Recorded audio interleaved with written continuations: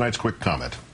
The Hutari have been arrested in Michigan. Yesterday, the authorities announced they'd taken into custody a man who, after he had made countless threats against a U.S. senator. Today, the FBI arrested another man for making dozens of threatening phone calls to the Speaker of the House, Nancy Pelosi. But last night, a candidate for the Republican nomination for a congressional seat in Florida said this about the Democratic incumbent to a Tea Party crowd. Let me tell you what you got to do. You got to make the fellow scared to come out of his house. That's the only way that you're going to win. That's the only way you're going to get these people attention. You've got to put pressure on them. That's Alan West talking about Congressman Ron Klein. We have met Mr. West before. He is the man who claimed that the Al Jazeera network, in offering to send a car to his home to pick him up for an interview, was actually trying to kidnap him.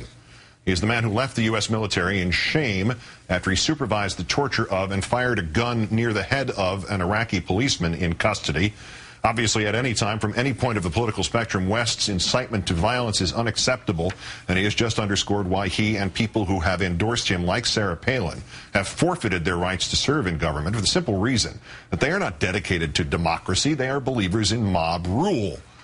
But the larger question is, why are the bullies and the delusionals and the violence fantasists crawling out of the woodwork now?